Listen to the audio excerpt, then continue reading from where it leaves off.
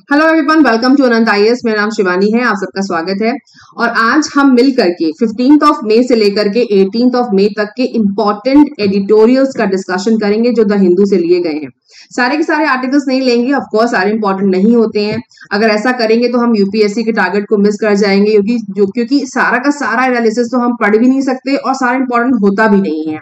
सिर्फ आपको ये देखना है कि आपके सिलेबस में क्या मिलता है, सिलेबस को क्या फॉलो करता है, उन्हीं आर्टिकल्स को उठा करके आप डिस्कस करें। और मेरी कोशिश यही रहती है कि यूपीएससी के बच्चों को हेल्प मिल सके एडिटोरियल एनालिसिस के रेफरेंस से। दूसरी बात ये, जिन बच्चों का इस महीने पेपर होने वाला है या फिर स्टेट पीसीएस के पेपर देने वाले हैं, उन सबको मेरी तरफ से बेस्ट विशेस। खूब मेहनत करिए, अच्छी से मेहनत करिए, अपना 100% दीजिए और बाकी ऊपर वाले पे छोड़ दीजिए। ठीक है, तो पहला आर्टिकल उठाते हैं। सारे के सारे 15 से लेकर के 19 तक के बीच के आर्टिकल्स हैं। आप चाहें तो द हिंदू की वेबसाइट पर जाके देख सकते हैं। आज मेरी कोशिश ये रहेगी कि आपको मैं ये दिखा सकूं। अभी कुछ दिन पहले मैंने डिस्कशन किया था ऑनलाइन अपने सारे सब्सक्राइबर्स के साथ और मेरे कुछ स्टूडेंट्स हैं उनके साथ। उन्होंने ये बोला कि मैम जब आर्टिकल आप एक्सप्लेन किया करें तो ये बताया करें कि एक्चुअली हमें इसमें क्या चीज पढ़नी है जो हमारे सिलेबस में हेल्पफुल है, जो आपका यूपीएससी का जो सिलेबस में आपको हेल्पफुल होती है।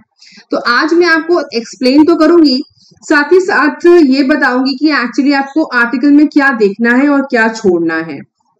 ठीक है, जैसे ये आर्टिकल लिखा है सर परमिंदर जीत सिंह ने, जो non governmental organisation IT for change के तरफ से उन्होंने आर्टिकल लिखा है और उसको रिप्रेजेंट करते हैं नॉन गवर्नमेंटल ऑर्गेनाइजेशन को। लिखते हैं this strategic economic block will only Titan the leash. ठीक है, तो इसमें मैं मेंशन करना चाहते हैं मेजॉरिटी में कि इंडिया का फ्रंट क्या है आरसीईपी में, मतलब आरसीईपी का मतलब हुआ रीजनल कॉम्प्रिहेंसिव इकोनॉमिक पार्टनरशिप, और साथ ही साथ आसियान को दिमाग में रखते हुए आईपीईएफ के लिए उसका फ्रंट क्या है और उससे किसका फायदा होने वाला है। तो जैसे कि पहला पैराग्राफ पहले हम देखते हैं, फिर हम सवाल समझेंगे एक्चुअली हमें कहाँ कॉन्सेंट्रेट करना चाहिए। ठीक है, in November 2019 India walked out from the trade pact called the regional comprehensive economic partnership. मतलब 2019 की ये न्यूज को रेफरेंस करते हुए लिखते हैं कि इसमें से भारत ने वॉकआउट किया, इस कॉम्प्रिहेंसिव इकोनॉमिक पार्टनरशिप से वॉकआउट किया, involving China, Japan, south Korea, Australia, New Zealand and 10 states association of ASEAN. मतलब इन लोगों को इंक्लूड करते हुए, इन्वॉल्व करते हुए, इन देशों को इन्वॉल्व करते हुए। ठीक है, fast forward 23 and now India along with many of these same countries but the China replaced by the United States is getting into the US driven Indo-Pacific economic framework for prosperity। अब हुआ क्या, RCEP से India ने इसलिए walkout किया था क्योंकि वहां पे चाइना की डोमिनेंस लग रही थी और इंडिया ने कहा कि हम किसी देश की डोमिनेंस को बर्दाश्त नहीं कर पा रहे हैं या हमारे सूटेबल नहीं है, इसलिए फिलहाल हम इसको साइन नहीं करते, ऐसे हम वॉकआउट करते। पर आगे क्या हुआ कि इसको चाइना की जगह यूएस ने इसको रिप्लेस किया और अपना एक अलग फ्रेमवर्क बनाया जिसका नाम दिया इंडो पैसिफिक इकोनॉमिक फ्रेमवर्क। ध्यान दीजिएगा, इस फ्रेमवर्क में डोमिनेंस किसकी थी, यूएस की। तो एक आरसीईपी है जिसमें डोमिनेंस चाइना की है और एक आ गया आईपीईएफ, उसमें डोमिनेंस आ गई यूएस की। मतलब किसी न किसी फ्रेमवर्क में आप डोमिनेंस देख रहे हैं, उसको बैकग्राउंड में लेते हुए सर ने आर्टिकल लिखा है। ठीक है, तो आप कहेंगे कि भाई इसमें कॉन्सेंट्रेट कहाँ करना है, कॉन्सेंट्रेट करना है कि आरसीईपी क्या चीज है, कौन सा पैक्ट है, क्या कौन सा पार्टनरशिप है, ये पता होना चाहिए। साथ ही साथ आईपीईएफ कौन सा फ्रेमवर्क है, कौन कौन से देश उसमें आते हैं, आसियान क्या है, कौन से देश उसमें आते हैं, इंडिया का रोल क्या है, ये सारी चीजें आपकी हो गई बैकग्राउंड क्लियर करने के लिए, जो आपकी प्री में पूछी जाती हैं। प्री में सवाल ऐसे ही बनते हैं, भाई ये फ्रेमवर्क क्या है, इसमें कौन से देश हैं, कौन कौन से देश नहीं है, किसने इसको ज्वाइन किया है, ये सारी चीजें प्री में आती हैं। और मेंस में सवाल आपका आएगा स्ट्रेटेजिक, जहां पे आपको ये बताना होगा कि प्रेजेंटली ऐसा कौन सा ग्रुप है जिसमें इंडिया को पार्टिसिपेट करना है, छोड़ना है, क्यों पार्टिसिपेट किया, क्यों छोड़ा, क्या कारण था। ये सारी चीजें जो आपकी प्री में कवर नहीं हो सकती हैं वो मेंस में पूछी जाती हैं। ठीक है, इस पूरा आर्टिकल को आप हिंदू की वेबसाइट पर पढ़ सकते हैं। इंपॉर्टेंट क्या है वो भी हम देखेंगे। इंडो पैसिफिक इकोनॉमिक फ्रेमवर्क, इसमें जिसका मेन बैकग्राउंड है उसको समझते हैं कि एक्चुअली आईपीईएफ क्या है। गूगल की माने the Indo Pacific economic framework for prosperity is an economic initiative launch by president of the US Joe Biden on May 23, 2022. The framework launched with a total of 14 participating founding members nations of Indo-Pacific region with an open invitation for other countries to join. ठीक है, analyst have compared it to trans pacific partnership. जो analyst है उसको TPP से compare करते हैं, which the United States withdrew from in 2017. However, the initiative is intended to be a precursor for later negotiations as it does not include to a uniform lowering of tariffs. ठीक है, अच्छा, IPF की तरह ऐसे कई सारे और भी ट्रेड पार्टनरशिप्स हैं, ट्रांस पैसिफिक को भी उसका नाम दिया जाता है। देखिए, पूरा जो कवायद है ये देशों की, वो एक्चुअली क्या है, ट्रेड को बढ़ाना, इलाके में अपनी बढ़त बढ़ाना, चाहे वो चाइना हो, यूएस हो, इंडिया, हर देश चाहता है कि भैया हमारा ट्रेड ठीक हो जाए। ट्रेड ठीक रहेगा तो हमें पैसा मिलता रहेगा, पैसा मिलता रहेगा तो देश के खर्च चलेंगे और हम वर्ल्ड में आगे मूव कर पाएंगे। टारगेट वही है, तो हर देश चाहता है और डेवलप देश चाहते हैं एक्सेप्ट चाइना कि हम यूरोपियन इलाके में या ट्रांस पैसिफिक इलाके में या पैसिफिक में या एशियन इंडो पैसिफिक इलाके में अपनी बढ़त को बढ़ा के चले, यही इनका टारगेट है। अच्छा, अब जहां पे ये लगता है कि कोई देश आगे अपने को ज्यादा प्रोमिनेंट लेके चल रहा है, तो वहां पे इंडिया हो गया या आगे देश हो गए, वो क्विट करने की कोशिश करते हैं। सेम चीज आपकी हुई आरसीईपी में, ठीक है। अब लेकिन एक्सपर्ट कहते हैं कि आरसीईपी से तो आपने क्विट कर लिया, लेकिन अब आप क्या करोगे, आप तो इंडो पैसिफिक का पार्ट बनने जा रहे हो, तो अब इस केस में आप क्या आईपीईएफ से भी क्विट करोगे, ये सवाल है। कुछ सवाल सर पूछते हैं, the US driven Indo Pacific economic framework for prosperity would result in complete stranglehold over the economic systems of the participating countries. In November 2019, India walked out from the trade pact called the Regional RCEP involving China, Japan, ये हम पढ़ चुके हैं। Fast forward भी हमने पढ़ लिया। Now सवाल ये है, the obvious questions are what has changed, बदला क्या है, मतलब पहले आपने आरसीईपी से क्विट किया, अब आगे आईपीईएफ दूसरा आ गया, अब क्या करोगे, and how are the two economic partnership frameworks different, ठीक है। तो इस तरह के जो सवाल हैं ये आपके मेन से पूछे जाएंगे। ऑब्वियसली इसको आपसे अगर प्री में पूछेंगे भी यूपीएससी वाले, तो आप इसको नहीं एक्सप्लेन कर पाओगे, राइट। और उनके लिए इस तरह के सवाल फ्रेम करना मुश्किल है, पर वो पूछ के सकते हैं कि भैया आईपीईएफ में और आरसीईपी में क्या फर्क है, या फिर आरसीईपी में, आसियान में और आईपीईएफ में क्या सिमिलैरिटीज हैं, ये आपसे प्रीम पूछा जा सकता है। कौन कौन से देश किस ग्रुप में है, किस ग्रुप में नहीं है, ये आपसे प्रीम पूछा जा सकता है, ठीक है। अच्छा, the devil and deep sea, इसी के आर्टिकल में जो मेन चीजें समझ लेते हैं। तो one clear differences of China versus the US developing a strategic partnership with the US is India's top foreign policy priority. अब फर्क क्या है, फिलहाल की पॉलिटिक्स को देख करके, जियो पॉलिटिक्स को देखते हुए ये बात तो क्लियर है कि एक ही अमेरिका का जो झुकाव है ना, वो इंडिया की तरफ है, और उसकी प्रायोरिटी क्या है, India, US is India top foreign policy priority. Its relationship with China has been while further deteriorated. अब उनका जो इंटरेस्ट है, यूएस का जो इंटरेस्ट है, वो चाइना को लेकर के दिन ब दिन खराब हो रहा है। But a strategic partnership with the US need not come at the cost of economic dependency on it. With China the big economic fear was any trade deals impact on India's manufacturing sector, ठीक है। अब आप सोचेंगे से मुझे क्या पढ़ना है, पढ़ना आपको ये है कि आईपीएफ जो है ना, पहली बात तो ये आर्टिकल को आप आराम से पढ़ लो, जो आर्टिकल मैंने आपको दिखाया शुरुआत में, इसको पहले आप पूरा अच्छे से पढ़ लो। उसके बाद जो बेसिक चीजें हैं वो आप नोट डाउन कर लो, उसको नोट्स में लिख लो, ठीक है। जब आपको क्लियर हो जाएगा कि आईपीएफ क्या है, आरसीईपी क्या है, आसियान क्या है, तो आप स्ट्रेटेजी अपने आप समझ जाओगे, ठीक है। अब आते हैं स्ट्रेटेजी वाले पार्ट में। तो ये कहते हैं बदला क्या है, आपने जब आरसीईपी छोड़ दिया, अब आईपीएफ भी छोड़ोगे। अब वो कहते हैं कि जो यूएस का आईपीएफ प्रपोजल है वो रिमूव करता है टैरिफ एलिमेंट्स को, टिपिकल ट्रेड डील्स को रिमूव करता है, and is entirely about all the other areas. In any case traditional trade deals in the US face likely road blocks in the legislature. क्योंकि यहाँ पे जो देश है वो यूएस अपने फायदे की बात तो करना ही चाहेगा ना, इस इलाके में अपनी बढ़त को बढ़ाने के लिए कई सारे देशों के ट्रेड डील्स को इन्वॉल्व करेगा, कुछ देशों को हटाएगा, ताकि नए तरीके का विन विन इकोनॉमिक पार्टनरशिप बन सके। विन विन का मतलब हुआ हर देश को जीत जाए, हर देश का फायदा हो। As a good way to get around the resistance of many countries, including India, to free trade agreements as they used to be called, ठीक है। Now, अब वो कहते हैं कि जो ये नए एज का आईपीएफ की जो लैंग्वेज है, जो भाषा है, जो उसका तरीका कहना चाहिए, itself is the biggest trap. लेकिन वो ये भी कहते हैं कि ये फायदेमंद तो है, लेकिन ये ट्रैप भी है, यूएस का एक ट्रैप है। It knits vaguely worded webs that are not obvious in their actual economic impact, other than to US strategists who created the proposals.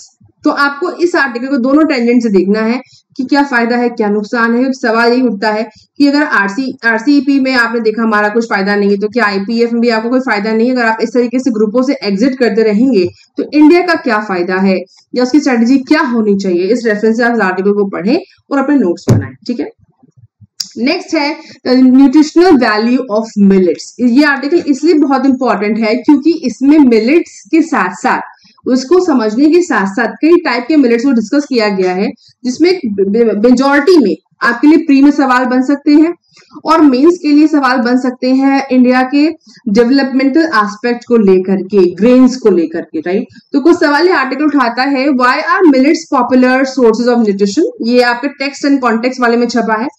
Why are millets popular sources of nutrition? What are the different parts of a millet kernel? Right? Now, how are nutritions in millets affected by processing and polishing? Can millets thrive in harsh, resource-poor conditions? ये हर एक सवाल आपको pre और mains की coverage देता है, इसलिए मैंने इसको इन्वॉल्व किया है। बाकी का आर्टिकल्स तो आप फिर भी पढ़ लेंगे, लेकिन इस तरह की चीजों से आपकी बैकग्राउंड जो बेसिक अंडरस्टैंडिंग है वो क्लियर होती है। ये पढ़ने कंपलसरी है, इनको आप स्किप नहीं कर सकते। अच्छा, जिस ले लेते हैं इस आर्टिकल का पहले इसका टेक्स्ट एंड कॉन्टेक्स्ट का। Millets are fundamentally grasses. अब देखिए एक एक लाइन पर सवाल बन सकता है, मैं आपको बना के दिखाती हूँ यहीं पर। थोड़ा मैं कलर चेंज करती हूँ इसका। अच्छा देखिए, the gist, millets are fundamentally grasses. पहली लाइन, मिलेट्स फंडामेंटल्स क्या है? फंडामेंटली ग्रास है, घास है। They are cultivated world wide but specially in the tropical parts of Africa, Asia as cereal crops. अब ये दो लाइन अगर आपसे पूछ ली जाए प्री में, अभी इस साल के प्री में शायद पॉसिबिलिटी कम है, लेकिन नेक्स्ट ईयर के प्री में पूछी जा सकती है कि millets are fundamentally grasses, yes और नो, और millets are not fundamentally grasses. अगर यहाँ पे नॉट लगा दिया जाए, for example just to change of the understanding of the sentence, मैं ग्रामर में नहीं जा रही हूँ, तो millets are not fundamentally grasses, तो आप इसको क्या करते हो, अगर सही कराते हो तो आप गलत हो जाएगा। पर यहाँ पर लिखा मिलेट्स आर फंडामेंटली ग्रासेस, पहली लाइन यहाँ पे ये भी क्लियर होती है कि मिलेट्स क्या है, घास है। They are cultivated world wide but specially in the tropical parts of Africa and Asia are cereal crops. Clear. अब वो बोल दे कि but specially in the tropical parts of Africa only, अगर ओनली लिख दिया जाए, एशिया हटा दिया जाए तो भी गलत हो जाएगा। तो अगर आपने पढ़ा है आर्टिकल को तो आपकी बेसिक अंडरस्टैंडिंग के लिए सवाल बनाना बन सकता है, आराम से बन जाएगा यहीं पर। ठीक है, तो जब भी आर्टिकल आप इस तरीके के पढ़े तो बहुत दिमाग से, बहुत सोच समझ के एक एक वर्ड के पीछे आपका सवाल सही गलत हो सकता है। Alright. Now millets are fundamental grasses. They are cultivated worldwide, but especially in the tropical parts of Africa and Asia as cereal crops. Some of the more common varieties include pearl millet, barnyard millet, finger millet, and foxtail millet. अब देखिए कुछ नाम आ गए यहाँ पे, तो नाम से मिलेट्स की बहुत तरह के टाइप्स होते हैं, बट कुछ फेमस नेम्स यहाँ पे दिए हुए हैं। Some of the more common varieties include pearl millet, barnyard millet, finger millet and foxtail millet. इसके पिक्चर्स आपको गूगल मिल जाएंगे, मैं कई बार दिखा चुकी हूँ पहले भी। Millets have two broad features that render them attractive. Their nutritional value, इनकी न्यूट्रिशनल वैल्यू से वो अट्रैक्ट किए जाते हैं, being comparable to that of major extant food crops and better on some counts and their ability to reliably withstand harsh resource poor condition. ठीक है, तो पहले यहाँ पे इंपॉर्टेंट है, millets have two broad features that render them attractive। किस लिए? Nutritional values के लिए और मेजर एक्सटेंट फूड क्रॉप्स के लिए इनको अट्रैक्ट किया जाता है। लोग इसे हमारे देश में उगाया जाता है, ऑफकोर्स हम ट्रॉपिकल देशों में से एक है, तो उस केस में हमारे यहाँ इसकी उपज होती है। न processing and preparing millets for consumption can affect nutrition. लेकिन जब प्रोसेस उसको कर दिया जाता है, मतलब उसको पॉलिश कर दी जाती है या उसको सप्रेस कर दिया जाता है, तो उसकी जो न्यूट्रिशन वैल्यूज होती हैं वो कम हो जाती है। वो क्या है? Enhance them, suppress, remove them and ignore them. ठीक है, तो ये पूरा का पूरा आपका जिस इंपॉर्टेंट है ये सवाल बन सकते हैं। नाउ स्टोरी क्या है कि यूएनएफएओ ने 2023 को इंटरनेशनल ईयर्स ऑफ मिलेट्स घोषित किया है, giving these crops a shot in the arm even as countries worldwide are looking to them for their ability to grow in environmental conditions that the climate crisis is rendering more common. अब FAO ने इसको millets को this year 2023 को millets year घोषित किया, international year of millets. अब इसमें से कारण क्या है? क्योंकि इसकी जो अट्रैक्शन क्या है कि ये क्लाइमेट क्राइसिस की सिचुएशन में भी उग सकता है, इसे कम पानी की जरूरत पड़ती है, इसमें सेलुलॉइड्स होते हैं, इसमें न्यूट्रिशंस होते हैं जो एक ह्यूमन बॉडी को चाहिए, और इंडिया में इसका ज्यादा स्कोप है। इसकी वजह से इस साल इसके ऊपर कई आर्टिकल्स आए हैं जो आपकी प्री और मेंस के लिए इंपॉर्टेंट बनते हैं, और ये आर्टिकल भी आपको पढ़ना ही चाहिए। ठीक है। Now millets are becoming more popular in India as well as because of their low input requirements and high nutritional density, both of which are valuable for a country whose food security is expected to be face significant challenges in the coming decades. ठीक है, self explanatory है ये, explain करने की जरूरत नहीं है। However, the consumption of millets face one threat that has already overtaken India's major food crops grain processing. लेकिन कुछ कंजम्पशन जो है मिलेट्स का उसको थ्रेट है which has already taken over by India's major food crops। जो हम क्या खाते हैं मेजोरिटी में, हम राइस खाते हैं, हम व्हीट खाते हैं, राइट। हमारे यहाँ कोई भी मिलेट्स और बाजरी जो मोटा अनाज है बहुत कम खाया जाता है। ऑल्दो न्यूट्रिशनल वैल्यू इसकी ज्यादा है पर फिर भी कम खाई जाती है, इसीलिए इसको थ्रेट भी है। Now what are millets? Millets हैं क्या? फंडामेंटली ग्राफ से समझ लिया हमने, और पहले पैराग्राफ में देख लिया था कि भैया ट्रॉपिकल पार्ट्स में उगता है, अफ्रीका हो गया, एशिया हो गया, सीरियल क्रॉप्स हो गए, जो कि एज सीरियल क्रॉप्स की तरह उगाया जाता है। टाइम समझ लिया हमने। अच्छा, अब इसके अंदर क्या ढूंढा जा रहा है, क्या है इसके पीछे, क्या सॉर्ट आफ्टर, क्यों पीछे पड़े हैं इसके? So millets have two broad features, के दो मेन फीचर्स हैं that render them attractive। Nutritional value सबसे ज्यादा होती है इसमें compare to other food crops, और सबसे अच्छी बात यह है ability to reliably withstand harsh resource poor condition, और रिसोर्स पुअर कंडीशंस में भी उगने की ताकत रखता है। वो क्या होती हैं? They are drought tolerant, adapted to growing in warm weather and require low moisture and loamy soil। मतलब कम मॉइस्चर, कम नमी की जरूरत है। वार्म वेदर गर्म जो वेदर होती है जहाँ पानी कम है वहां उग सकता है, और सूखे के अगेंस्ट ये उगाया जा सकता है। जहाँ सूखा पड़ता है उन इलाकों में भी इसको उगाया जा सकता है, इसलिए इसकी इंपॉर्टेंस सबसे ज्यादा है। ठीक है। According to MS Swaminathan research foundation, millets also thrive on marginal land in upland and hilly regions। Marginal land is land whose rent is higher than the value of crops that can be cultivated there। ठीक है।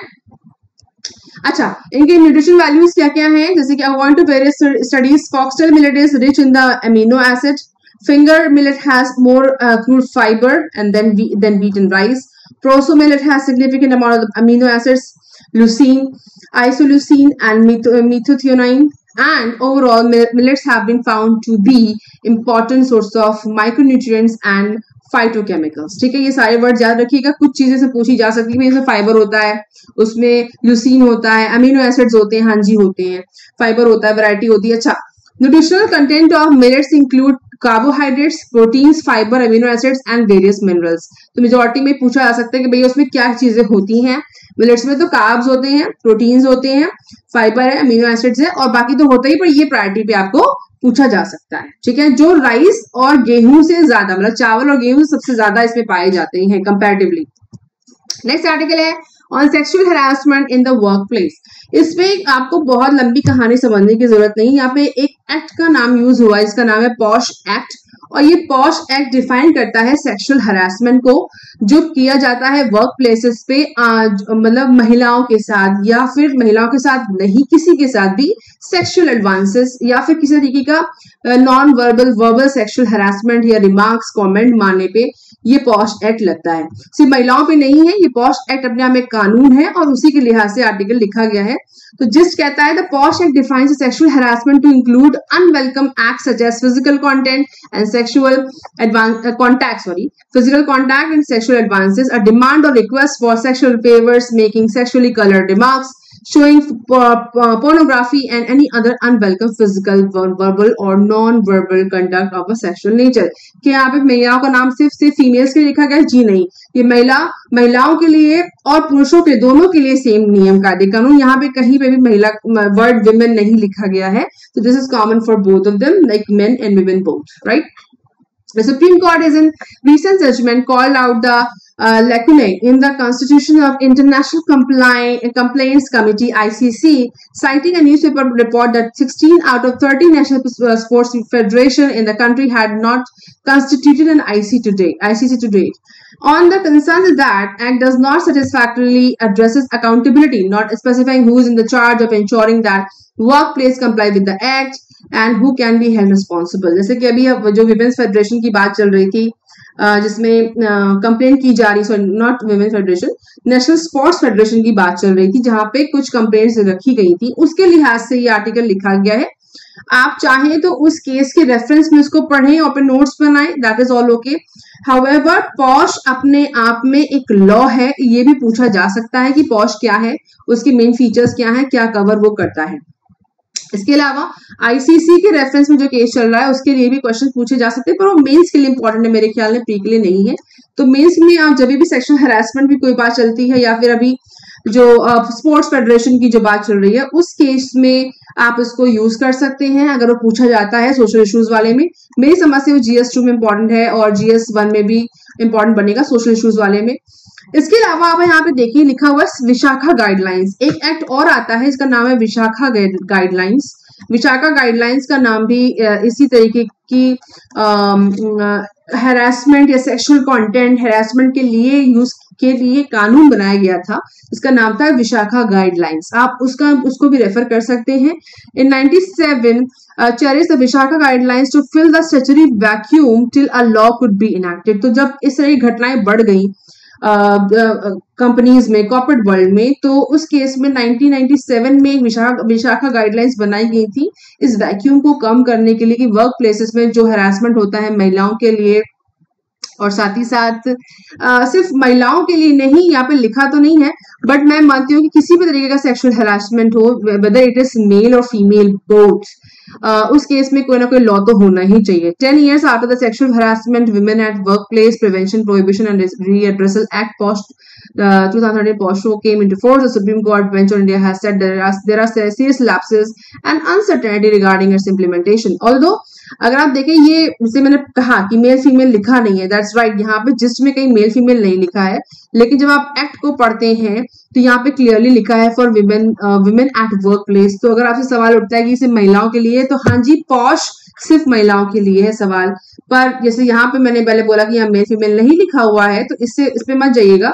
जो act है उसमें act में साफ बात लिखी है कि ये मेल फीमेल दोनों के लिए नहीं, सिर्फ महिलाओं के लिए है, ओनली फॉर विमेन।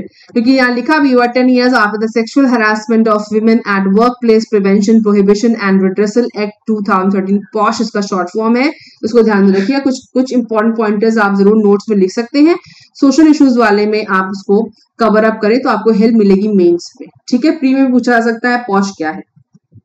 अच्छा, नेक्स्ट है Rajasthan move spell some hope for gig workers. Aditi Suri ने इसको लिखा है, वो है सीनियर रिसर्चर है with the Indian Institute of Human Settlements examining platform capitalism livelihoods and economic progress for communities on technology mediated markets. बाप रे, बहुत कुछ कवर करती है। इन्होंने लिखा है राजस्थान में बड़ा स्टेप उठाया जा रहा है गिग वर्कर्स के लिए। वैसे राजस्थान में कई चीजें अच्छी हो रही है, पिछले आप 6-7 महीने में देखें, काफी बड़े बड़े नियम कायदे कानून बना रहे हैं। सवाल यहाँ पे ये कि भैया गिग वर्कर्स क्या होते हैं, यहाँ पे ये आज का होमवर्क हो गया।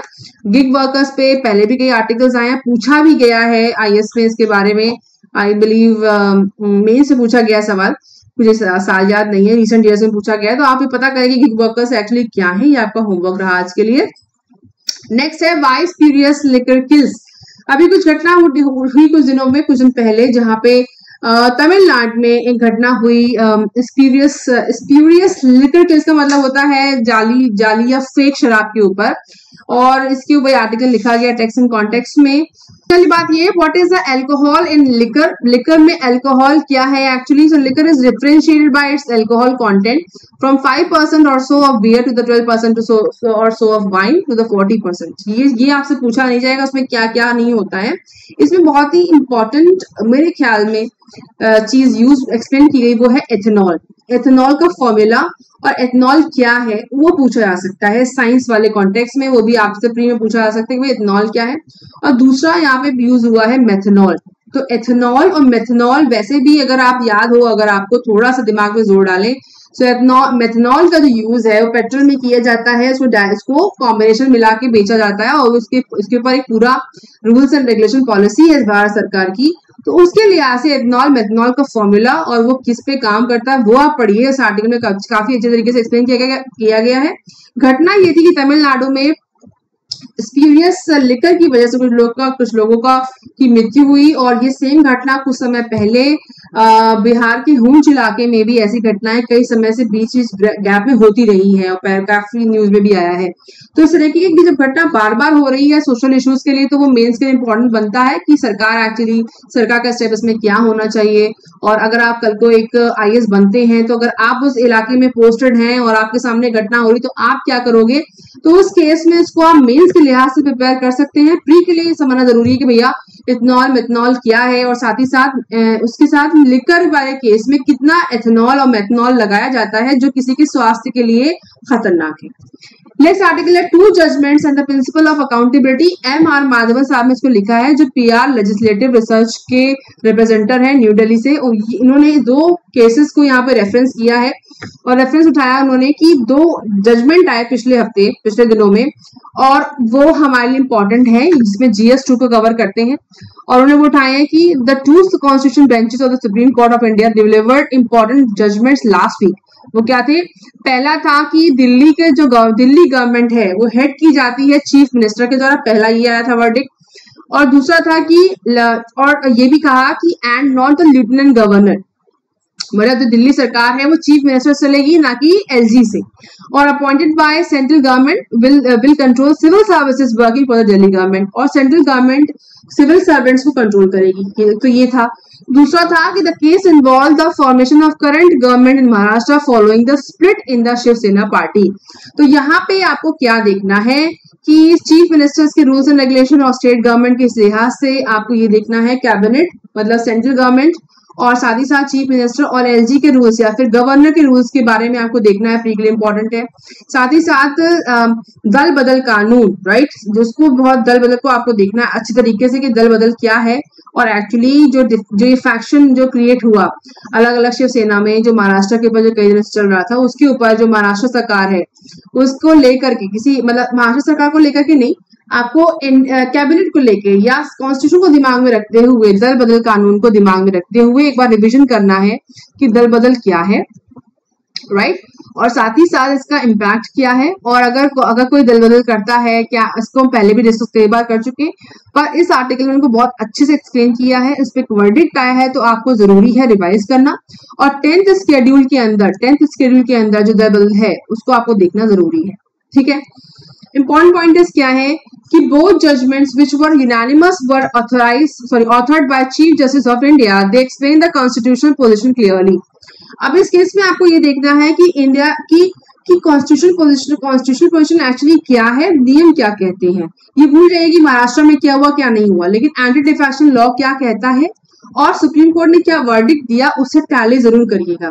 इंपॉर्टेंट बात यह है कि तो supreme court stated that parliamentary democracy implied a government accountable to the people. उन्होंने साफ साफ कहा सुप्रीम कोर्ट में कि पार्लियामेंट्री डेमोक्रेसी इंप्लाइड करती है कि सरकार अकाउंटेबल है लोगों के प्रति।